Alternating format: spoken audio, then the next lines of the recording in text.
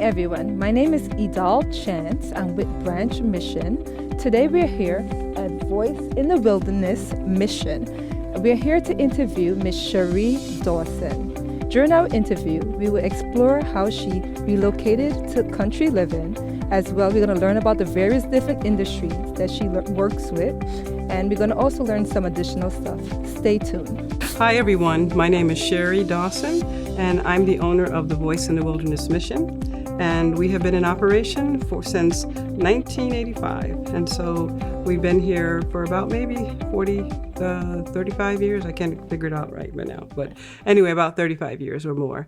And what we do here is we deal with the physical, mental, and spiritual nature healing of the body.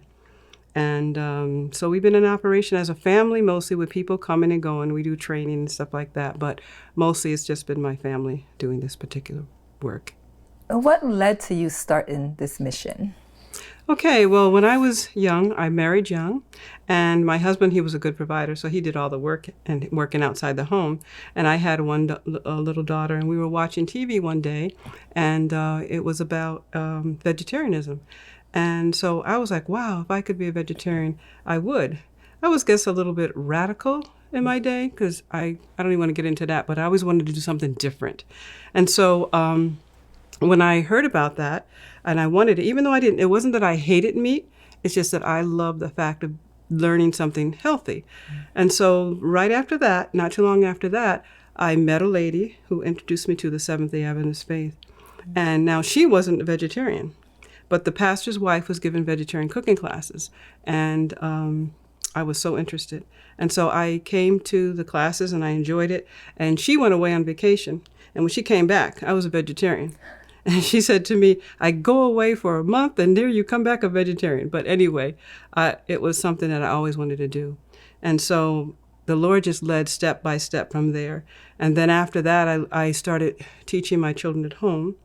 And I was reading the books and about country living and things like that. And I said, Lord, I need to be in the country. And so we were at that time in the bigger part of the city. When I say city for us is different than city for like New York City with tall buildings. We were just more houses close together. But it didn't allow for gardening and things like that. And so again, we started praying and asking God to help us to find that country home. And so what we started collecting, go to flea markets and start collecting our tools for the country living. We moved by faith because we didn't have money, but our desire was there and our faith was there. So on our knees, we just asked the Lord to help us, and we just started working however we can by learning, the different things that we'll need for country living. And so that's how we started. And then the Lord eventually led us to, I would say, the suburbs, because now we had 3.3 acres. We weren't like way out in the country. But, one of our mentors, he said, you know what, God sometimes gives you the dinghy before he gives you the boat. And sometimes he'll give you the boat before he gives you the ship. And so we started off with a dinghy, I'll say, when our 3.3 acres of land. And there we tore up the ground to make our gardens and teaching my children at home and learning canning. And there was an elderly lady in the church who knew about canning. And she is the one that helped me. So that in particular canning book. And so because it's winter where I lived, I was in Connecticut and I'm in Massachusetts now. Winters can be kind of hard. So I started canning and preserving and getting food ready for if we got in a snowstorm and we didn't have a way to get out. And so it grew and grew and grew. I would can, dry, and freeze back then. And so I still do that to this day. And more so because of where we're living and what time we're going through right now. And so that was the beginnings of the beginning. And so from there, that's what I started doing. And yeah. So could you tell us a little bit about how did you get your first country property?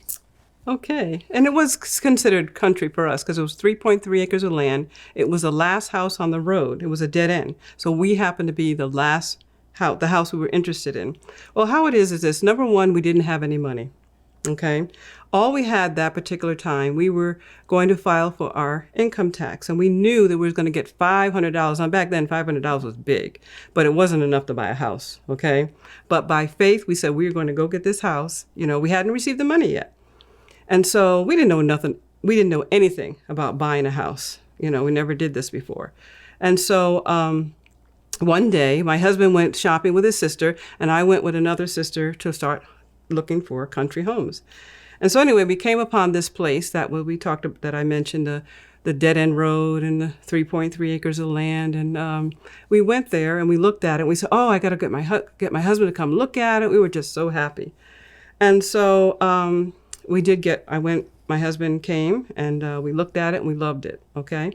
And so we did the most craziest thing. Our check came in, we cashed it. Now, don't laugh at us because you may make the same mistake one day. We took our $500 and put it in that man's hand. Now, that is crazy, crazy. But you know, that's how we know that God was with us, because he could have took that money and said, you didn't give me any money. But anyway, so then we proceeded to go, we said, well, we got to go to the bank to finance it. The house at that point was $36,900. And so we know we didn't have enough, but we knew thought we had a good down payment. Well, when I kept, you know, the gentleman who I gave the money to, his father was a realtor. And so his father had said to tell me for my husband if he could meet him to talk with him, because the gentleman who owned the house, he says, my father really wants to talk to you folks, because all along we're still praying and God is protecting us in our innocence and immaturity. And so the father said he wanted to meet my husband at a restaurant. He was going to talk about it. They really wanted us to have that house, and we knew that was the hand of God. And so he talked with us and he says, look, because I had already previously been down to the bank. And the bank said, do you have this? No. Do you have this? No. I don't have enough money. No. Do you have family? No. Nobody can give the money. So they said, well, there's no need for you to even, you know. So I came home and I sat on the porch at our city home, and I just cried and cried and cried. And my husband said to me, he said, is this what's going to happen, trying to find a country home? He said, to see you all broken up like that? And so when the father of the owner of the home called, he wanted to meet my husband. And the meeting was to figure out, how can we get this home for you folks? Again, that was the hand of God.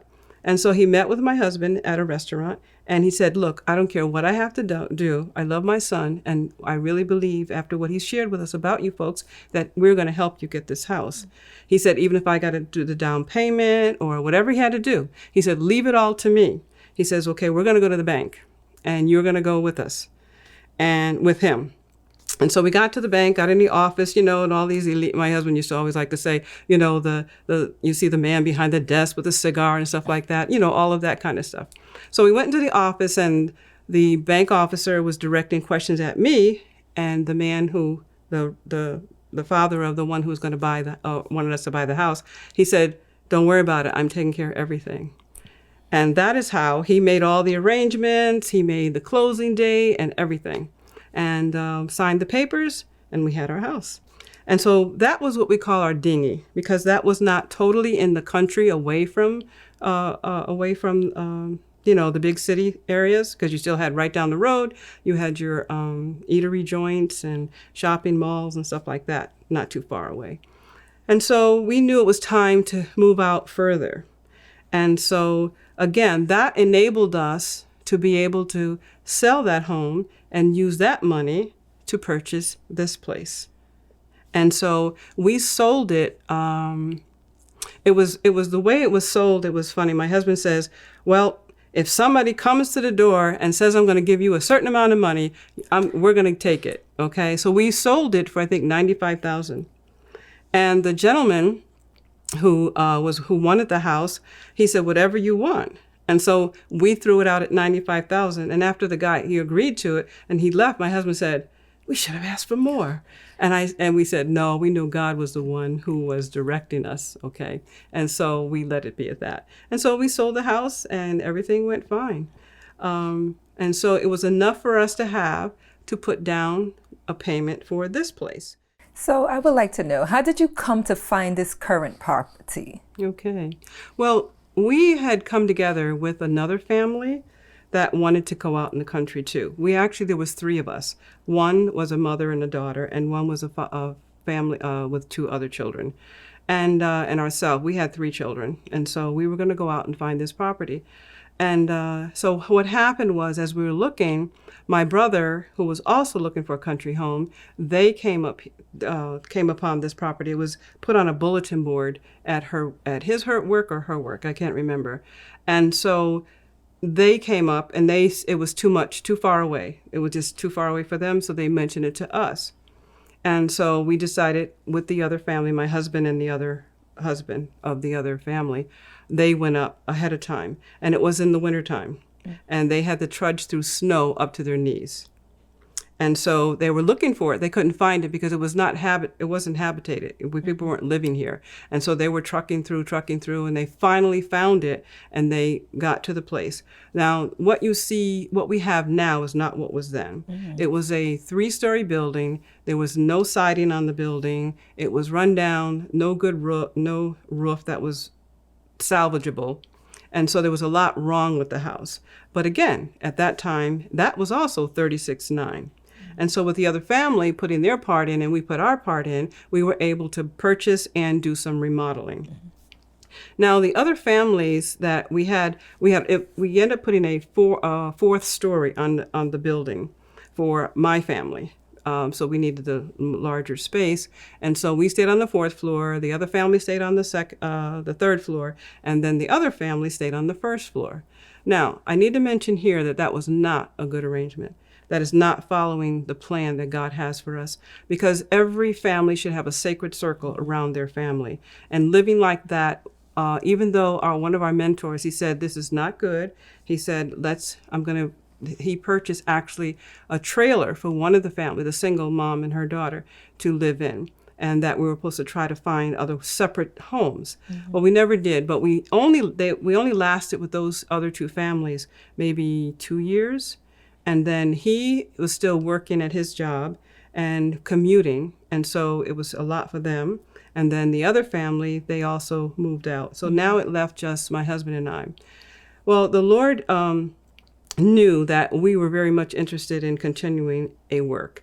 Now, when we first came here, what we wanted to do was start a school for young people that were trained at home, taught at home. Mm-hmm. So they had no way to go to a school without getting a diploma and all that kind of stuff.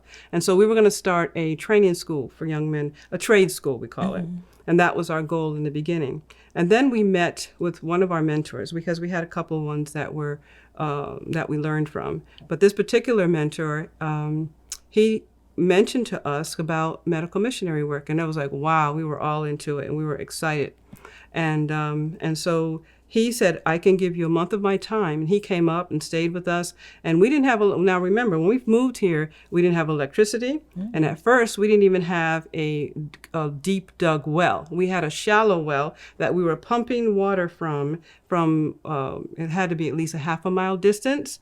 And so the water wasn't that clean, so we always had to boil it. Mm-hmm. So remember now, we have not enough water to use freely, and not enough clean water. And so we had to always boil our water. Mm.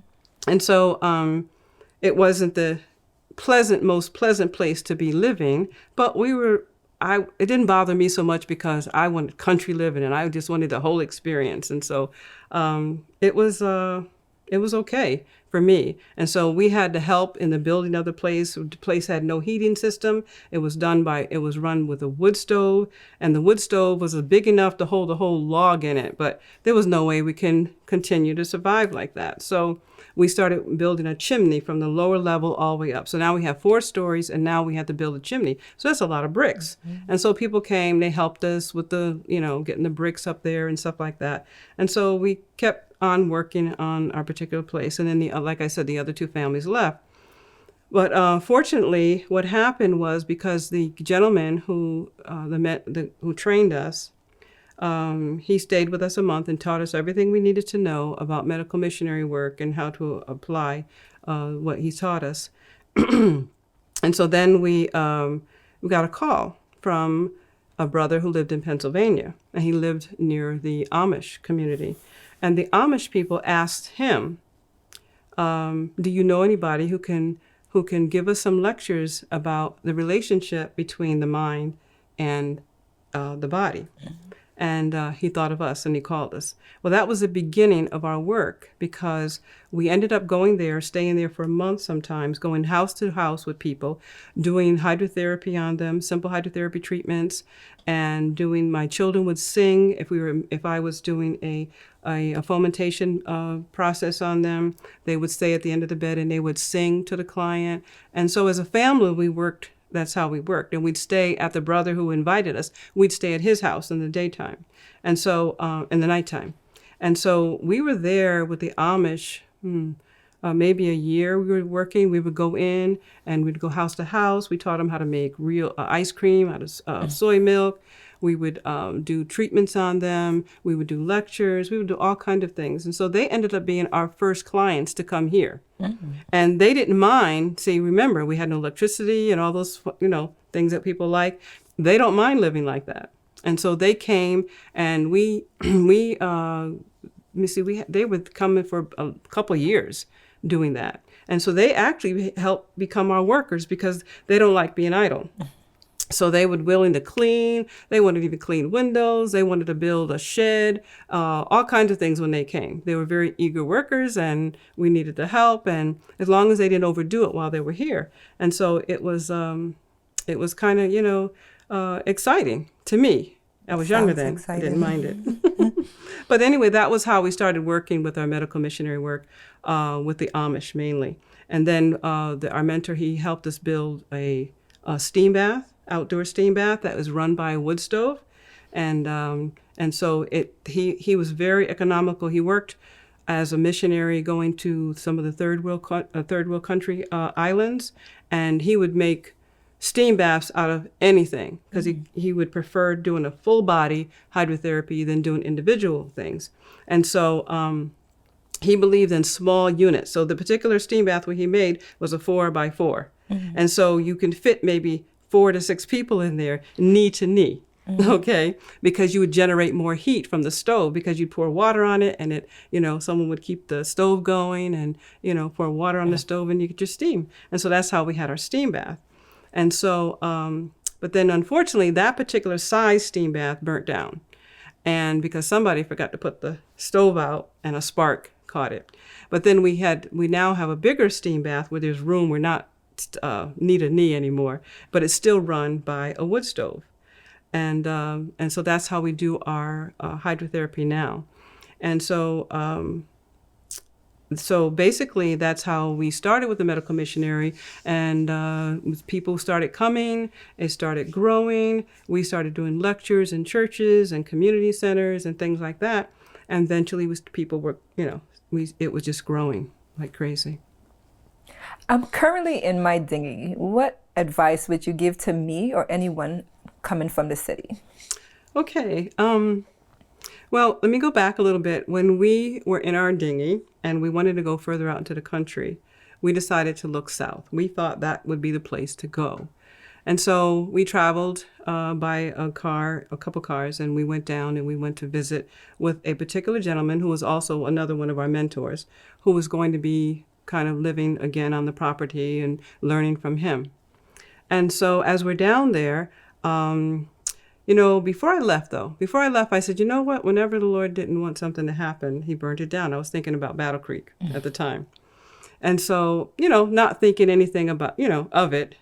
When we went down there, we were all excited. He lived up a hill, and we traveled up, and we parked our vehicles in front of his house, and everybody wanting to unpack and unload. Now, remember, he didn't have running water either, and electricity. And so we get there, and we're unloading. But my husband, he forgot to get the keys out of the vehicle. Now, the vehicle was a borrowed vehicle. We didn't have a vehicle big enough to take us all. So we borrowed one from our neighbor that was near our dinghy. And so when we got there, everybody else unloaded. And then the men wanted to go and pick up some refrigerators. They had propane refrigerators. And so they left, and the only man was there was my husband and and so our children were there, and the other family with the mother and daughter. And so we were there getting ready to relax because we've been traveling a long time. And so what happened was we got into our rooms, and all of a sudden we heard a little peepee noises. Someone said, "Fire, fire, fire." And I was like, my husband says, "What is that? You know, is it a joke or what?" He runs out of the room next to us. He saw the flames of fire coming from the propane heater. The flames were coming up the wall. And so what happened was somebody put gasoline in the propane tank. And so then what happened was my husband said, "Everybody in the house, get out." Well, my younger daughter was still a toddler at the time, and she was in the room where we were staying in a side bed. And so the Holy Spirit says, "Go get your daughter." Because at first you say, "Fire, run." You think about getting out. And so, but no, the Holy Spirit says, "No, get your child out first." And so by the time we got everybody out and got into the vehicle, the house was like totally taken over. Wow. We lost all of our clothes, and we treated it as like a vacation. I sewed all their nightwear, all their robes and their clothes and stuff like that. We had it all set to go. And so then when my husband was trying to get everybody out, and the only water to throw on the stove, throw on the fire, was the water that they were heating on the stove for us to use for washing up and stuff like that. And so before we all got out, he was trying to get the fire out. And so they were passing him buckets of water. But remember, you're dealing with a propane gasoline fire, and water's not going to be it. So he took the big bucket of hot water, and it was hot.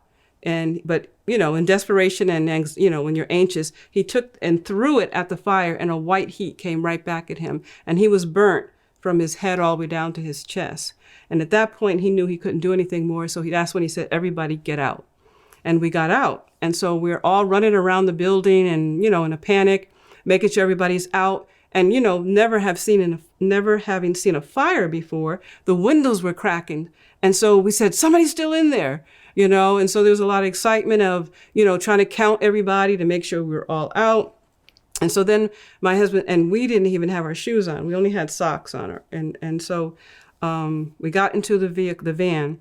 And it was fortunate that my husband he didn't take the key out. Mm-hmm. So we were everybody got in the van that was there. We got the car off. We had to back up because the van was right close to the house. And it was also a propane tank not too far from the house. So we were like, we got to get off this mountain before it blows.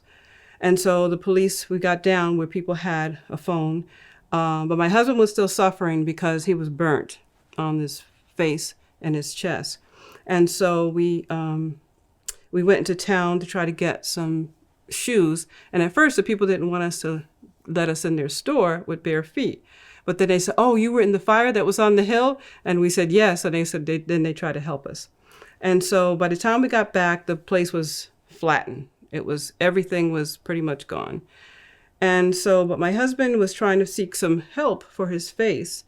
And we went at that time, UG Pines was closer, or was it Wildwood? I can't remember. One of the two were closest to us, and they weren't able to really help him with much.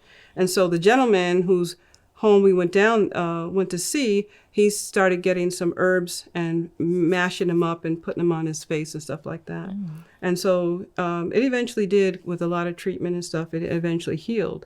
But he was blistering because it was hot down there. He was blistering and all that kind of stuff. So anyway, we went to, I think it was Wildwood, because there was a particular brother there who we were to meet with about moving to the south. Mm-hmm. And he asked us where we were from. And we said, "We're up in the north." He said, "You're in the wrong place."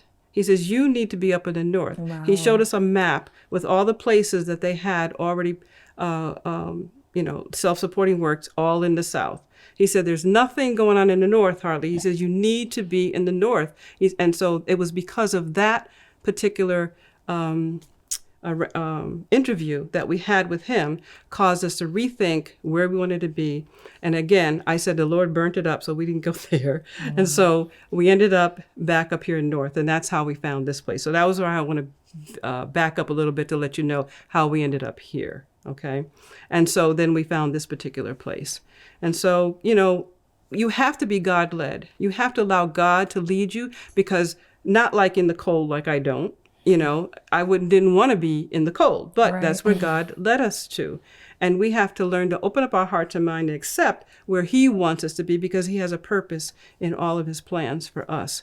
And so if you're considering moving, let God lead you. And you may make steps out, but he can shut the door, open the door. And that's what you have to be keen to, and not be stubborn in your own mind, saying, this is what I want and this is where I'm going. And let, the Lord lead. And that's how he led us from one place to the other. So that's how we ended up in the Northeast again. Thank you for that. Okay. What services do you offer? Okay. That is a question that has grown over the years. We first came, we started doing medical missionary work. And what we were trained to do by a brother Al Wolfson, he's now passed, him and his wife passed away. They trained us. They wanted to take their work and pass it on to someone. And one thing he said to my husband and I, he says, you two are going to be the medical missionaries. And because he saw something in us that made him think that way, or, the Lord, led him to think that. And so we started with the medical missionary work, and we did what we call a 10-day program. It was based on the 10 days of Daniel. And so he showed us how to do a 10-day program, and we do it one program a month. Okay, and it's very detailed. Some people call it a detox program, but it's a program to show people that in 10 days, you can see the difference of when you apply healthy living, that then you start to feel better, and then you will continue what you've taught to go further. Because 10 days don't all of a sudden heal you, but it gives you enough healing in your body to say, you know what, this is good, this is working. And so they're learning how that vegan eating, I don't even like to use the word vegan, but plant-based eating and following the 8 laws of health is what they need. And so we do offer that, and we still offer it through the winters, all the seasons. Mm-hmm. Okay. And so people still come. It depends on the year. A lot of times we got a lot of Amish during the wintertime because they garden and grow and all that kind of stuff, and their weddings and stuff. So they would come in the wintertime. So we would have them mostly for the wintertime. And then when they slow down coming, we also started getting people that lived in the north. They didn't mind the weather, and other people. We've had people from the islands that lived in the islands. They come, and yet they're cold, but they come. Mm-hmm. And we've had movie stars come. We've had people of names, that come to this place. It's country, because we always say it's a home-like setting. It's not like an institution, mm-hmm. like a lot of places that have money, and they always enjoy it. So we have that going.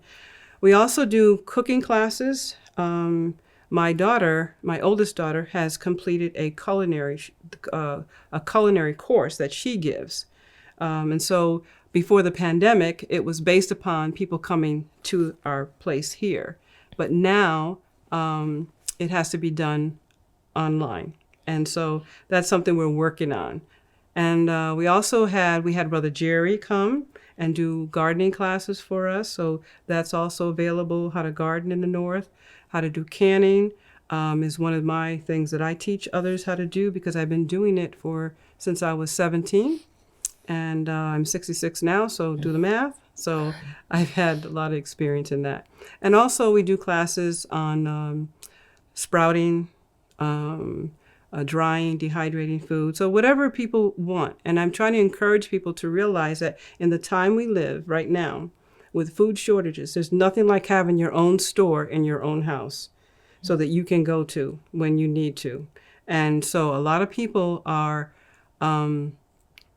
struggling. Look at Texas right now. They're mm-hmm. struggling because they don't have the resources that they need to feed their families. Mm-hmm. And so learning how to do these things, these are how people survived many years before electricity and stuff. They knew how to can, they knew how to dry, they knew how to do all these things to help them survive in the country. And so it's important that we learn the skills for survival, the survival skills. And there's still so much more I need to learn. Mm-hmm. But I'm open, and Lord, if I need it, the Lord will show it to me, and I'll learn it before I end up in a situation. So I just praise the Lord, because he is the main he is everything for us. He's a supervisor. He's the head honcho. He's everything because he leads us and guides us into what we need before we actually need it. And so any classes is based upon people getting in touch with us. And we do have a website, but it is in the works. We're changing a lot of things. And so the old site is still up. And that is found at thewildernessmission.org. And the contact information, we do have an email, wildernesshealth@aol.com. And we do have cell phone, 413-441-2949 is the cell phone they can reach myself at. And we do have a phone number, it's just 413-749-0118. And then the mission number, 413-743-9743. If you're willing to contact us and for any classes or any concerns, health concerns, we are here and willing to reach out to you and help you in any way we can. I just want to say thank you for the opportunity to interview you. I believe the information you provided will be very beneficial for many. And I want to thank you for having me. This has been a pleasure, okay? And I hope it's a blessing to someone that listens, because God is able, and He has shown that in my life, my husband and children's life, and He can do it for you, and He's no respecter of persons. Thank you for tuning in as we had the opportunity to interview Ms. Sheree Dawson here at Voice in the Wilderness Mission. During our interview, we had the opportunity to learn how she transitioned from city living to country living and how she relied on God as she moved. I hope you also would pray and fast as you get to find your country home. Best wishes. See you again.